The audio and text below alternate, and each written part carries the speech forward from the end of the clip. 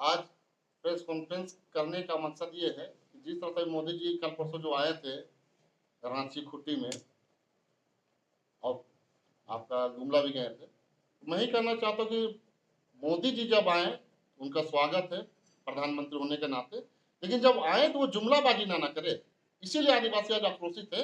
मैं कहना चाहता हूँ कि उसने जिस तरह से कहा, दो बातें उन्होंने कही। पहला बात कि आदिवासी मुझे आशीर्वाद दे, मैं जल जंगल जमीन की रक्षा करूंगा।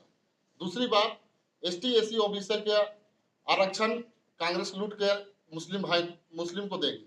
ये दोनों बातें मुझे पूरी तरह से आपत्ति है, और मैं आपत्ति इसलिए जताना चाहता हूं कि जिस तरह से आप जानते हैं कि छत्तीसगढ़ में जैसे विधानसभा का जब चुनाव हुई थी और जैसे सरकार बनी छत्तीसगढ़ में, तो हसदेव जंगल को लूटने का काम बीजेपी के लोगों ने किया और उस जंगल को लूट करके सीधा सीधे कहें तो अडानी को देने का काम किया।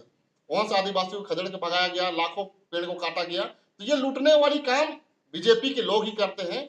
और जिस तरह से कहें कि एसटी एसी ओबीसी को आरक्षण लूट करके मुस्लिम को देना चाहती है, तो मुझे उससे भी बड़ी आपत्ति है कि ये जिस तरह से ये राजनीति करते हैं आपस में लड़ाने का, उससे मुझे काफी आक्रोशित है। और मैं ही नहीं, पूरे आदिवासी समाज इस पर आक्रोशित है। और आने वाले दिनों में बता देना चाहता हूं, ये जो वोट का जो चोट है, ये लोकतंत्र में जो सबसे बड़ा अधिकार मिला है, इस अधिकार का हम लोग उपयोग करेंगे और उपयोग के माध्यम से हम लोग बताएंगे इस बार कि बीजेपी का क्या हासिल होने वाला है। एक भी सीट में कह देना चाहता हूं कि झारखंड से जो 14 को सीट है लोकसभा का, एक भी सीट बीजेपी नहीं जीतेगी और हम लोग कांटे का टक्कर देंगे और भारी मतों से जीत के भी दिखाएंगे। प्रधानमंत्री जी ने इससे कहा है, कर्नाटक में जिस तरह से कांग्रेस पार्टी ने आरक्षण दिया उसको लेकर कहा था, तो आप इसको कैसे देखते हैं? कर्नाटक का जो मुद्दा है, देखिए सबसे पहला चीज तो आरक्षण तो है ही, यहाँ पर आरक्षण तो मिलना ही चाहिए। जो नीचे दबले कुचले लोग हैं उसको आरक्षण मिलना चाहिए, ताकि वो अपने आर्थिक रूप से खड़ा हो सके समाज के स्तर पे। इसलिए उसको तो आपको मिलना ही चाहिए आरक्षण। और मैं कहना चाहता हूं कि जिस तरह से मोदी जी का जो बयान है, मैं फिर से पुनः कहना चाहता हूं, अगर आप देखेंगे तो चाहे मणिपुर की मामला हो या फिर आपका छत्तीसगढ़ के मामला हो या फिर मध्य प्रदेश का मामला हो, मध्य प्रदेश में देखा होगा विधायक जो प्रतिनिधि है जो बीजेपी के, उसके द्वारा पेशाब किया जाता है। मणिपुर में आदिवासियों को नंगे घुमाया जाता है और अब छत्तीसगढ़ में जंगल काटा जाता है।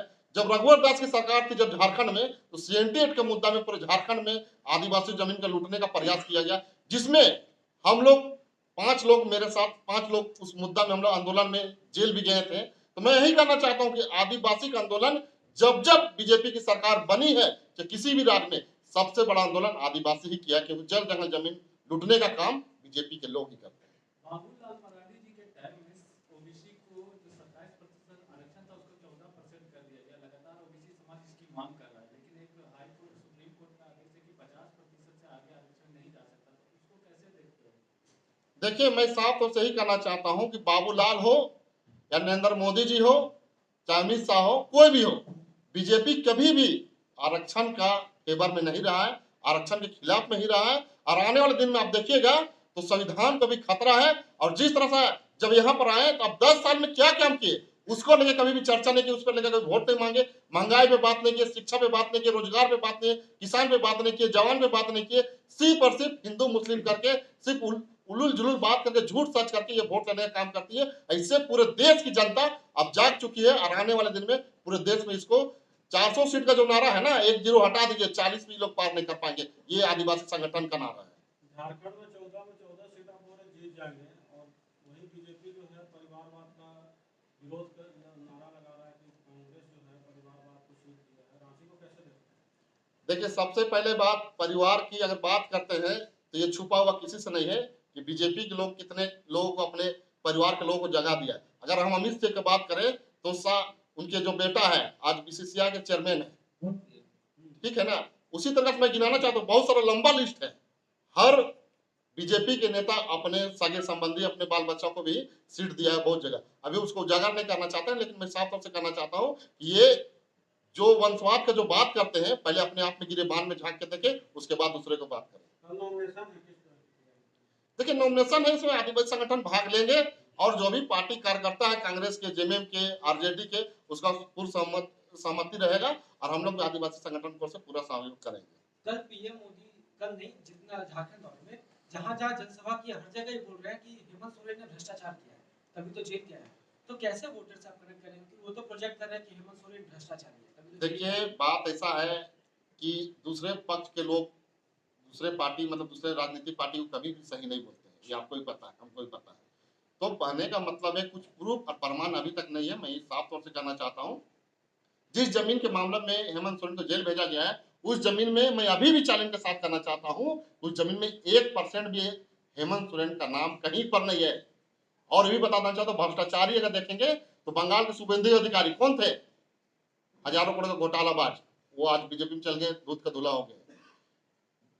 कांग्रेस के राज में देखे होंगे हर कोई का जांच होता था, चाहे अपने पार्टी को या दूसरे पार्टी को, सबका जांच होता था। लेकिन यहाँ पर क्या हो गया, सिर्फ विपक्ष का जांच होता है। नीरव मोदी, विजय माल्या, मोहन चोकसी, मोदी जी के राज में ही सब लोग भागे हैं। और कहाँ गए? आप तो कहते हैं चौकीदार है, अरे चौकीदार है तो आप ही का चौकीदार में सब लोग भागे हैं। कहाँ गए लोग जो हजारों करोड़ लोग लेकर भागे? आप सबसे बड़ा निर्यात देश का 14 के बाद सबसे बड़ा देश का निर्यात सबसे 1 नंबर में बना है बीफ मांस, मतलब गाय का जो मांस बेचने वाला कंपनी बना है। तो 14 के बाद तीसरा चौथा नंबर में था, लेकिन जैसे बीजेपी की सरकार बनी 1 नंबर में पहुंच गया। मतलब उनसे भी ये लोगों ने चंदा लिया है। और मैं बताना चाहता हूं कि जिस तरीका से आप जान रहे हैं कि वैक्सीन तो जो कंपनी जिसने लगाई थी और वो वैक्सीन अपने देश विदेशी थे जो वैक्सीन दिए थे, वो अपने देश के कोर्ट में ये कबूल किया है कि जो वैक्सीन जो लगाए हैं उससे ये आज के देश में समझिए कि खून का थक्का जमेगा, उससे ब्रेन हेमरेज हो सकता है, हार्ट अटैक हो सकता है। आप अगर अगल बगल में देख सकते हैं, बहुत लोगों को हंसते खेलते गाते एक्सरसाइज करते हार्ट अटैक हो रहा है, ब्रेन हेमरेज हो रहा है। ये सब और सब मोदी का देन है और आने वाले दिन में बहुत सारे लोग इससे मृत्यु होगी।